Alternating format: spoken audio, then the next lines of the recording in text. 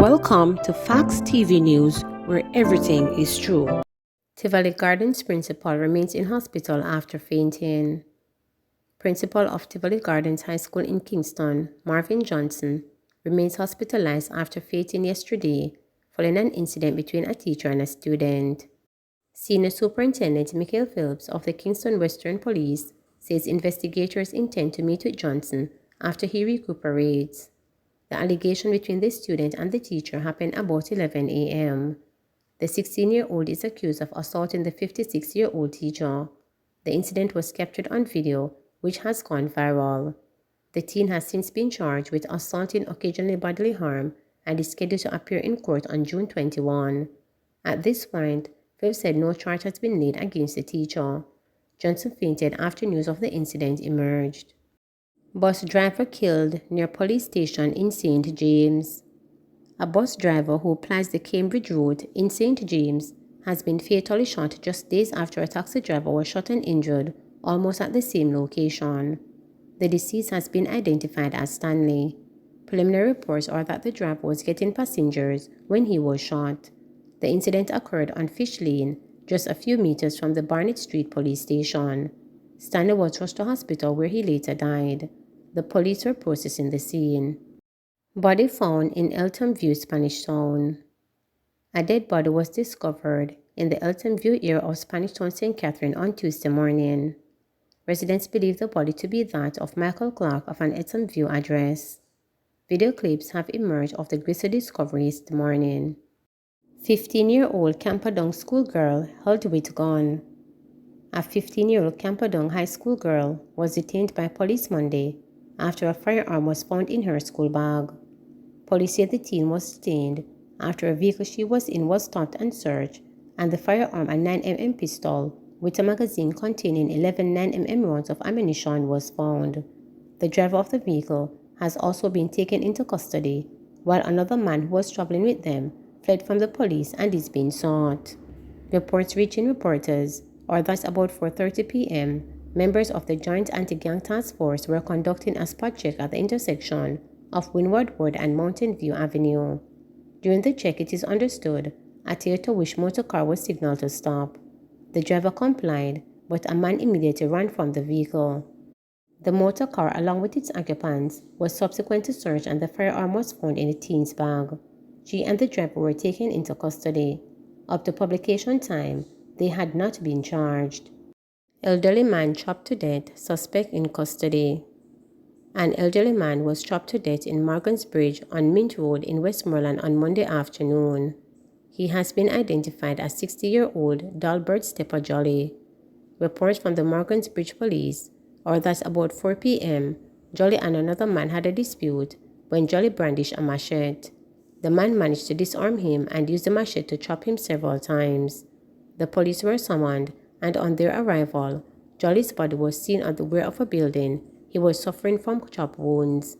He was taken to hospital where he was pronounced dead. The other man is in police custody. The officer in charge of operations for the Westmoreland Police Division, Deputy Superintendent Adrian Hamilton, told reporters that the suspect has not been charged as the police are still carrying out investigations. Alleged King Valley gangster Tupac killed in Grange Hill. Copeland Sankey, otherwise called Tupac, one of the 6 alleged members of the Westmoreland-based Kings Valley Gang, who were freed of gang charges in July 2020, was on Tuesday morning shot and killed in Grange Hill in the parish. According to information reaching reporters, Sankey, supposedly a farmer, and 2 others were among a group of armed men aboard a motor vehicle in the Corner community in search of a man known as Big Youth after 5 in the morning. According to sources, upon reaching the Corner community, the men kicked open the door to the dwelling in search of their rival but did not find him. In traveling along a Canefield road on the way from the Corners community, the vehicle with Sankey aboard was ambushed by a group of armed men who opened fire and shootout ensued. The driver of the vehicle with Sankey, who was injured in the shooting, sped away into the Savannah Lamar Public General Hospital, where Sankey was pronounced dead upon arrival at 6:01 a.m. A search for Sankey's person was conducted where 18 live 9mm and 14 live 5.56 cartridges were found. A subsequent search was then conducted of the motor vehicle, and one black 9mm pistol with an empty magazine was found. The two men that were aboard the vehicle with Sankey, who were also shot and injured in the melee, have been arrested on reasonable suspicion of illegal possession of firearm and placed under police guard. Tupac, along with 5 others, had been charged in an indictment containing 11 counts on suspicion of being part of a criminal organization, providing benefits to a criminal organization, and conspiring to commit murder, rape, and robbery with aggravation from as early as 2013. The men had been in custody since October 2018, but were freed after trial judge Chief Justice declared that no guilty citing and any presence of support of evidence given by the star prosecution witness as a huge deciding factor.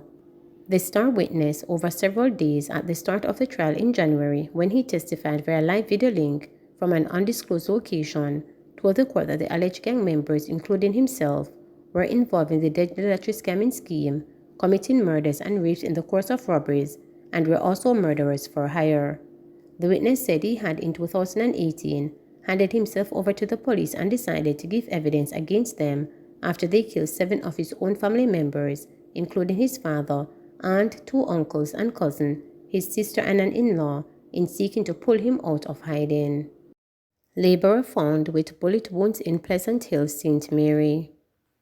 A 47-year-old laborer has become the latest murder victim in St. Mary when his body was found with bullet wounds at his home in the community of Pleasant Hill near Anatoby on Monday, June 6.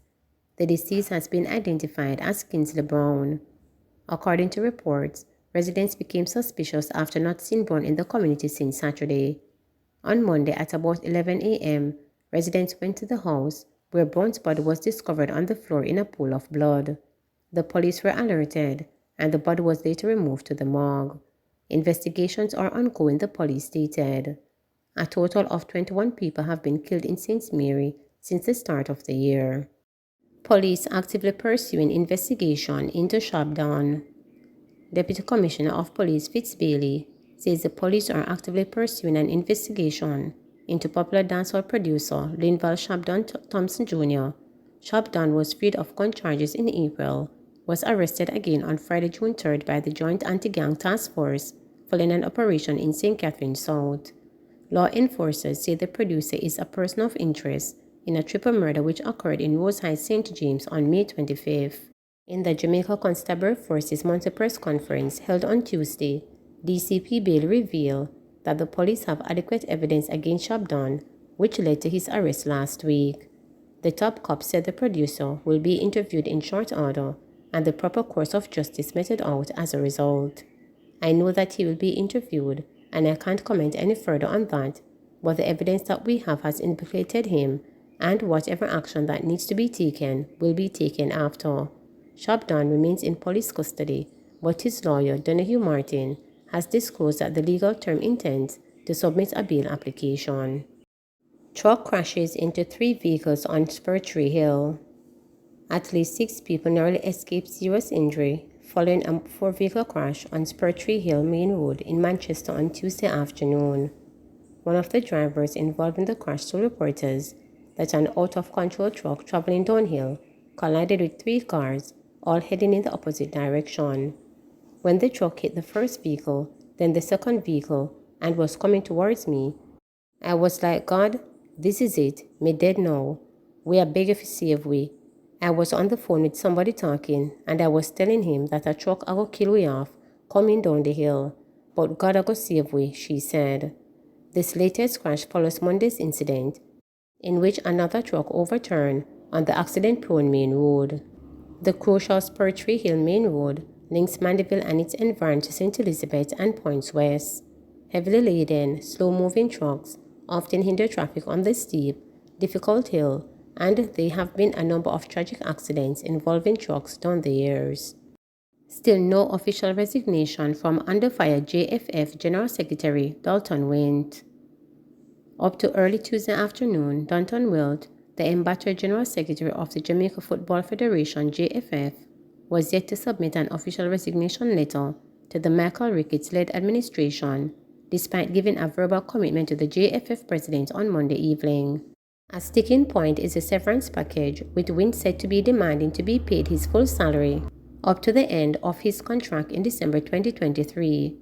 Wind has been the target of a strong protest by members of the Jamaica's national senior men's team, the Reggae Boys, who threatened not to play today's CONCACAF Nations League match against Suriname if the administrator was not removed from his post. The boys skipped a scheduled training session late yesterday evening, casting tonight's match into doubt. Returns to the venue only after it was communicated that Wind had indicated his willingness to step aside. However, according to sources, the JFF board will officially terminate Wind's contract if his resignation letter is not received today. Wind, who has been at the center of several issues involving national teams, has been in the firing line after logistic issues relating to travel arrangements following Saturday's reverse fixture game. Jamaica is scheduled to face Suriname today at 8 p.m. inside the National Stadium. Please remember to subscribe, like, share, and click the notification bell for daily updates.